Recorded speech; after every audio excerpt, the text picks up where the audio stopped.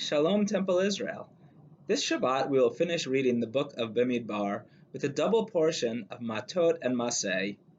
As the Israelites approach the border of the land of Israel, Moses records the names of each place that they stopped on their 40-year journey from slavery in Egypt to their new home in the Promised Land. Moses was approaching the end of his long life, and the Israelites were about to enter a new stage in their national life. The Torah lists 42 stops, and in Shul, when we learn this section from the Torah, we use a special melody that we refer to as the traveling melody. While the text of this parsha is somewhat dry, I can imagine the emotion that Moses felt as he wrote each name down.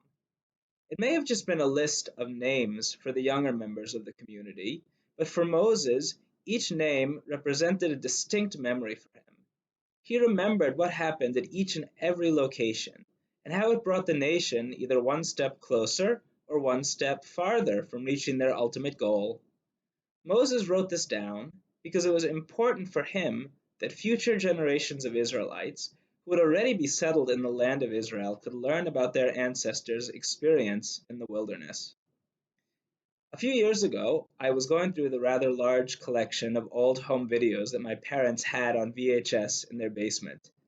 I laughed when I remembered the giant camcorder that my father schlepped around and hoisted onto his shoulder every time he wanted to film a family event.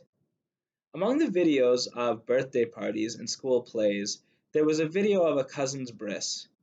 I turned it on and saw that after a few minutes it cut to an interview that one family member had conducted with my grandfather, Rabbi Eugene Markovitz, who had passed away in 2003. Hearing Grandpa's voice again after a number of years, the first thing I noticed was his thick European accent that I hadn't paid attention to when he was alive, because that was just how Grandpa sounded. Now, I realized that the accent was a clear indication that he had been born in a different country, and clearly had had different experiences growing up and coming to America.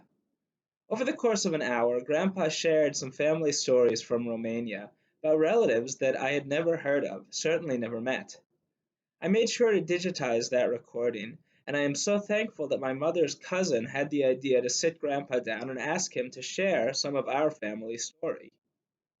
If you are the member of an older generation in your family, you should think about writing or recording a family history or story collection. It may not be appreciated or valued immediately, but one day your descendants will be grateful that you left them a record and a memory of yourself. If you are a member of the younger generation in your family, you should ask your parents or your grandparents, or even if you're so lucky to have them, great-grandparents, to do this. Remind them that their experiences were important, and that their experiences shaped you as well through your relationship with them.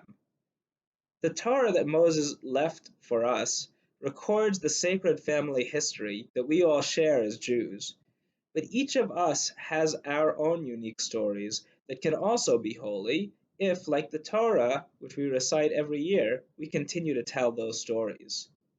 Now, even though we are not actually reading from the Torah scroll right now on Shabbat, we conclude the reading of each book of the 5 books of the Torah by cheering, Chazak, Chazak, Venit Chazek.